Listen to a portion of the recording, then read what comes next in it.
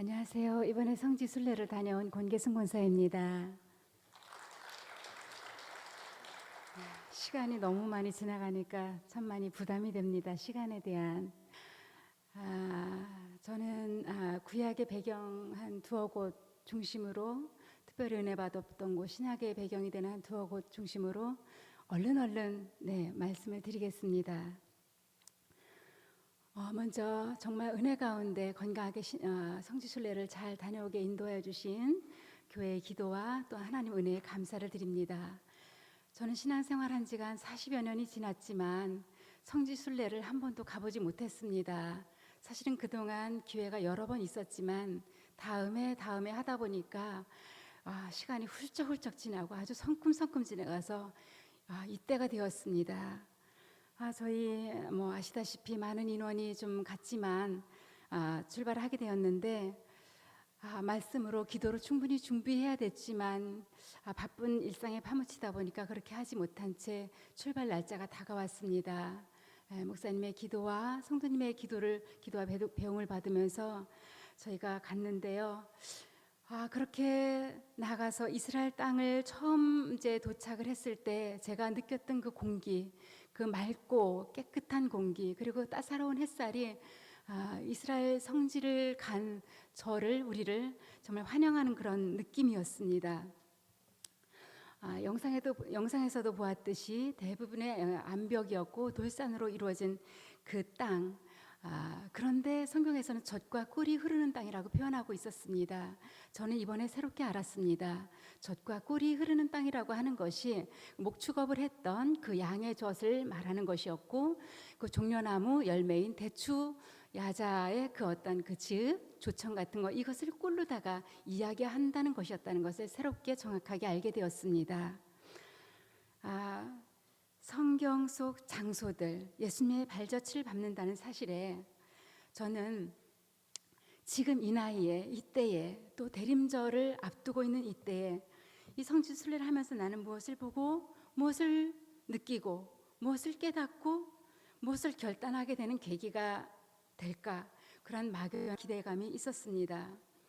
그런 기대감, 그런 마음이 이렇게 가지고 여행하는 가운데 버스를 타고 이동할 때 첫날, 둘째 날이었던 것 같아요. 그 마가복음 5장 1절의 배경이 되는 그 지역을 지나갔습니다. 거라사인들이 사는 지역이었어요. 거기는 골란고원이었거든요. 네, 그 지역을 지나갈 때 가이드 목사님의 설명이 있었습니다. 그리고 근데 귀신 들린 그 사건이 나오는 장면 너무나도 잘 아시죠? 근데 그때 저는 그 목사님의 설명을 들으면서 제 두 손은 핸드폰을 들고 영상을 찍었고, 두 눈은 그 골란 고원, 그 거라사인들이 살았던 그 지역, 그것을 바라보았습니다. 제 귀는 설명을 들었습니다. 그리고 제 마음의 눈에서는 스크린이 펼쳐지고 있었습니다. 그 돼지떼가, 2000여 마리의 돼지떼가 그 먼지를 일으키면서 꽥꽥 소리를 지르면서 그 호수로 내리대는 그런 광경이 눈앞에서 영화처럼 펼쳐지고 있었습니다.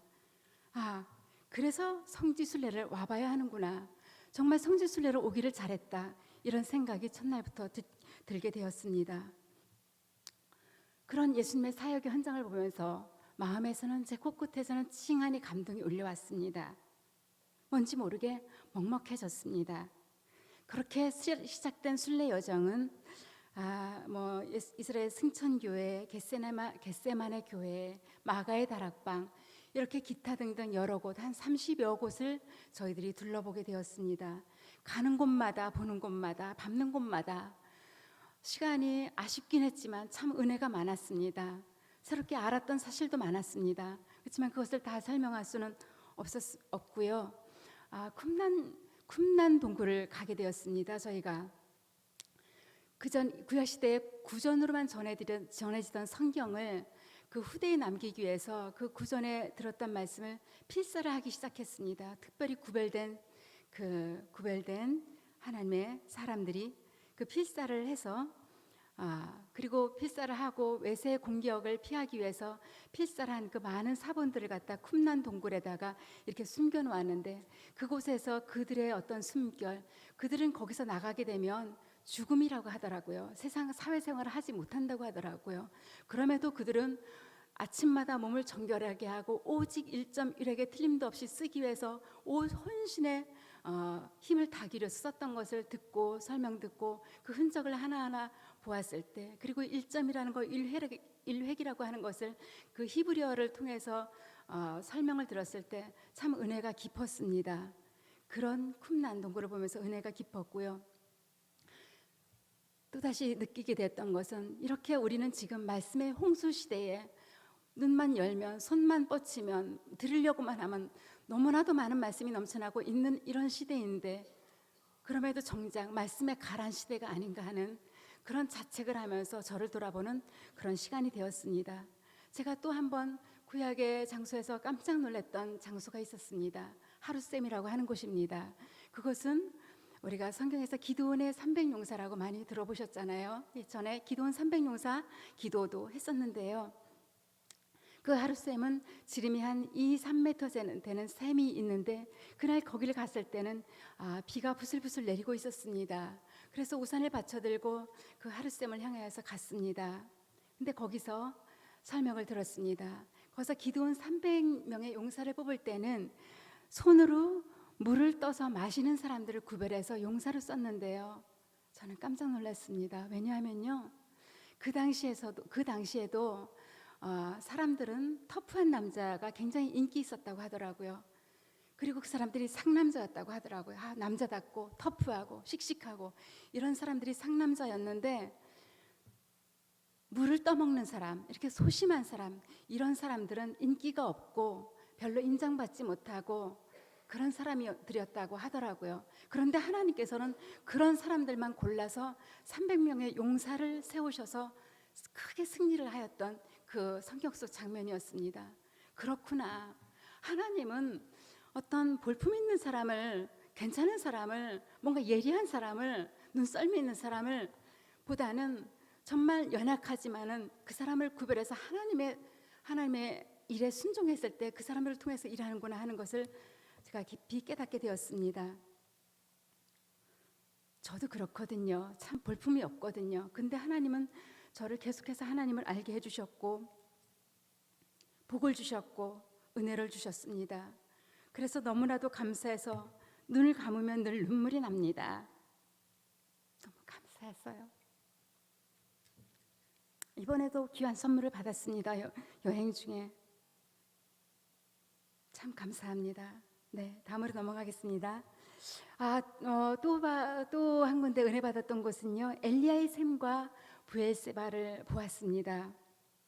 그 이스라엘 성지 영상으로도 보셨지만 물이 귀한 곳이어서 물이 흐르는 곳은 참으로 귀한 장소였습니다. 그래서 성경에서 생수, 물, 목마름 이렇게 그런 비유 말씀을 많이 했었는데, 그런 말씀이 그들에게 얼마나 마음 깊이 가슴 깊이 와 닿을 수 있었는지 현장을 보고서 더욱더 선명하게 알게 되었습니다. 브엘세바에 도착했을 때 전에 성경을 읽으면서 은혜 받았던 것이 생각이 났습니다. 아브라함에게 세겜에서부터 시작된 우물로 인해서 분쟁이 있었던 사건이 생각이 났습니다. 아브라함의 순종과 축복, 시기와 갈등 같은 것들에 대해서 자주 묵상했었던 기억이 떠올랐습니다. 아브라함은 그 세겜 땅에 도착해서 샘을 팠습니다. 가는 곳마다 샘을 팠습니다. 그런데 샘을 파기만 하면 하나님의 축복이 임해서 우물이 솟게 했습니다. 그런데 그 지역에 사는 그 아말렉 종들 사이에서 늘 시기가 있었고 분쟁이 일어났었습니다. 우리는 그 우물일 것이라고 추정하는 그 우물에 돌을 던져보았습니다. 한참 후에야 천방하는 그 소리로 아주 깊은 우물인 것을 알 수가 있었습니다. 저도 초등학교 시절에 겨울날이면 꽁꽁 얼어붙은 땅에 우물을 팠어야 했었던 기억이 있는데, 그때가 생각이 났습니다. 여러 가지 생각에 잠겼습니다. 가슴이 뭉클하다가 먹먹하다가 혼란스럽다가, 그래서 그런 지나가는 마음을 다독이기 위해서 구름이 진하게 멋지게 드리워진 하늘을 바라봤습니다. 바람이 심했습니다. 그날 머리카락을 헤치고 옷깃을 막 파집는 그런 신선한 바람결을 따라서 그 부에사바 언덕에서 동서남북을 바라보았습니다. 그리고 잠시 아브라함의 눈이 되어보았습니다.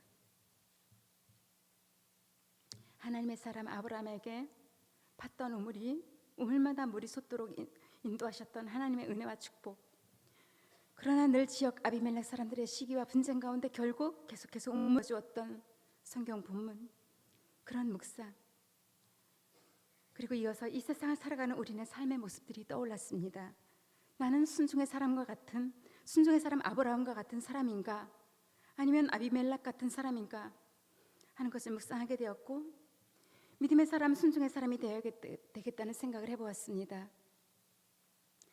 네, 그리고 신약의 장소가 되는 우리가 베들레헴 탄생교회를 가보았고, 그 수태고지 나신다고 주장하는 그 장소에 손을 넣어 그 장소를 보았고, 이어서 나중에 예수님께서 그 골고다에 못 박힌 가장 높은 그 돌이라고 하는 곳을 교회를 만들었는데, 그곳을 손을 넣어서 만져보았습니다. 거친 돌이었지만 수많은 사람이 만져서 반들반들했지만 가슴이 뭉클했습니다. 이렇게 신약과 구약에 이어지는 그런 어떤 장소를 보면서 만지면서 느끼면서 참 은혜가 많았습니다.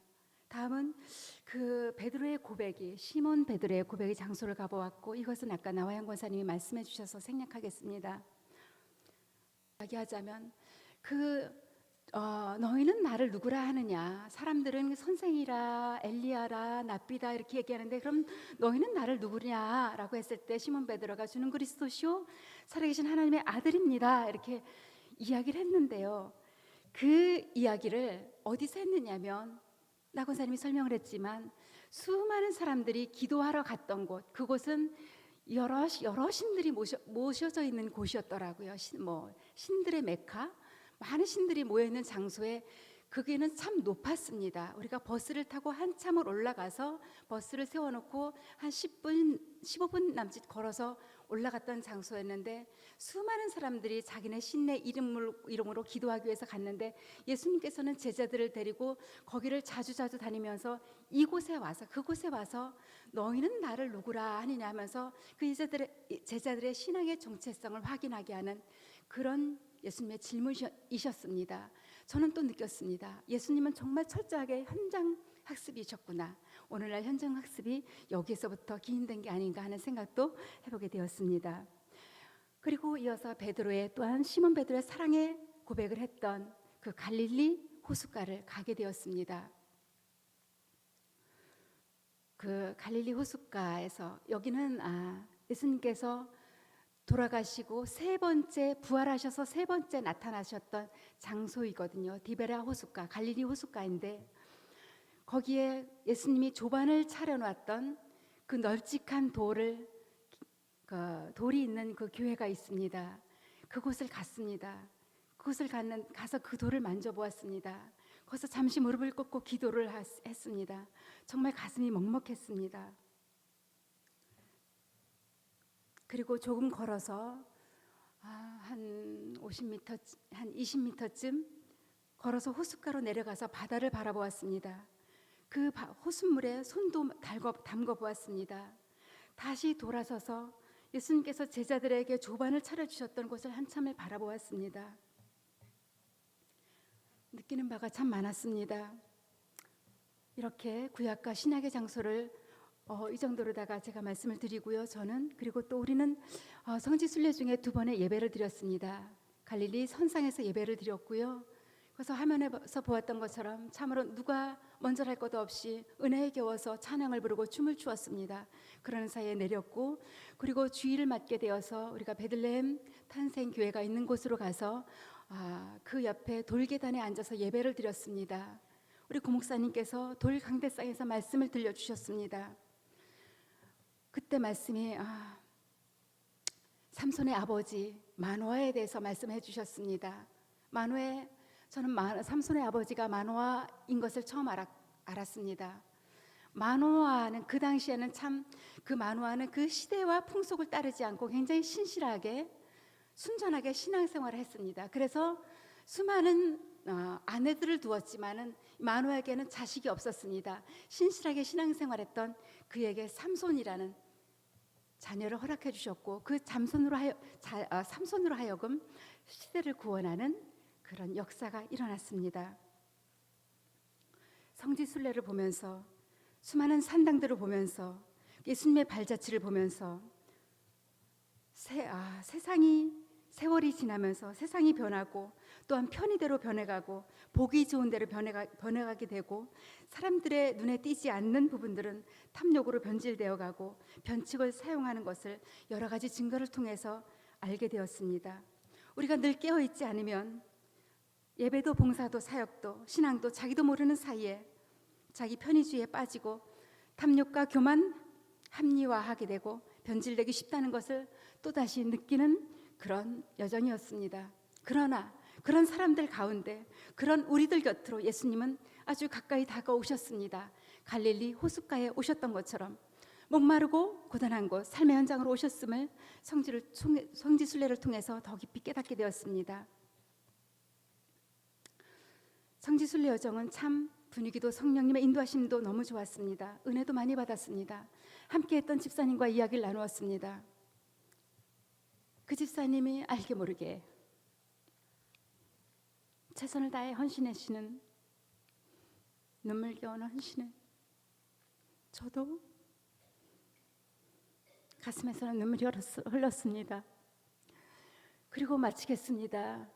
저는 성지순례를 끝나면서 과거를 마치면서 과거를 돌아보게 하는 성지순례였고 오늘을 점검하는 성지순례였고 그리고 제 신앙의 내일을 어떻게 나가야 되는 그런 방향을 잡게 되는 다시 결단하게 되는 그런 성지순례였습니다. 예수님께서 네가 날 사랑하느냐 베드로에게 물었을 때 네, 제가 주님을 사랑하는 것을 주님이 아십니다. 그렇게 했을 때 예수님께서 다시 그럼 내 양을 먹이라 이런 말씀을 하셨는데요. 저는 마치면서 간증을 쓰면서 그 예수님의 말씀 베드로의 고백이 제 마음에서 잔영으로 흐르고 있습니다. 그 발자취를 따라가기를 결단합니다. 감사합니다.